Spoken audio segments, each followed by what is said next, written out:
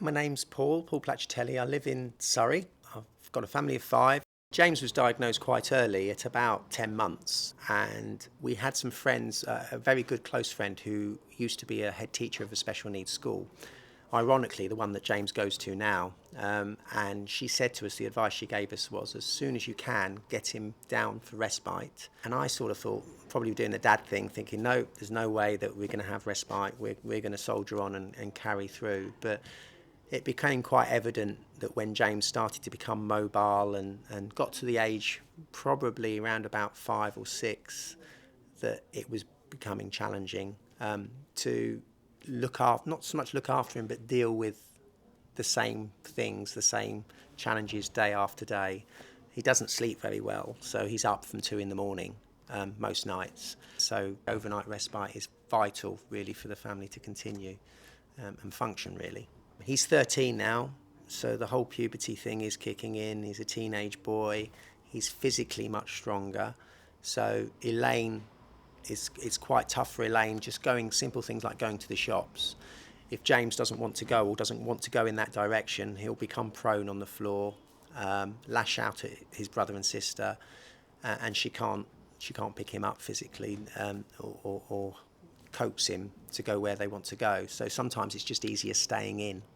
When James goes to beaches, he's really, really excited. And one of the words he learned when he went to beaches was tea. You show him his suitcase and he jumps up and down and he goes, tea, we go tea.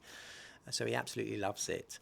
And because he gets a total one-to-one there, he's in his element. He'll run through the front door of beaches, grab hold of a staff member's hand, and he'll go, we go walk, and he'll go off for a walk. They'll take them out to the park, they'll take them to the cinema, and any other 13-year-old would be having overnight sleepovers with their friends, and James should be included in that as well, and that's his sleepover.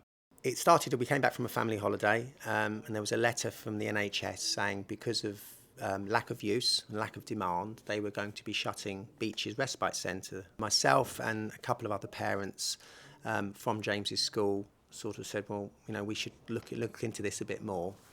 So we started probing, we started to ask for specific information through Freedom of Information, the number of referrals that have gone into respite, what consultation had taken place.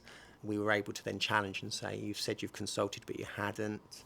We went to the NHS board meeting and hijacked it with placards and balloons. We did a petition, we got over 6,000 signatures, and we invited the press. And one of the things we highlighted, Beaches itself cost £500,000 a year to run with 5 beds.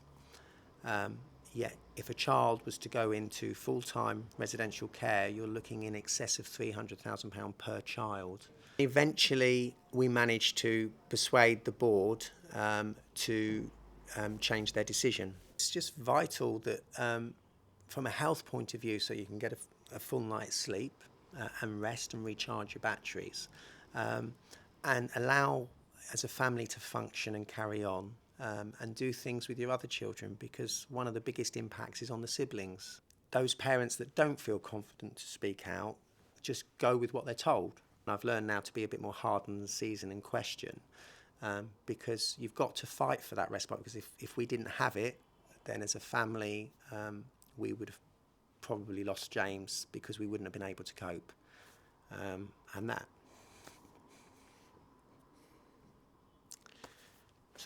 would be really hard.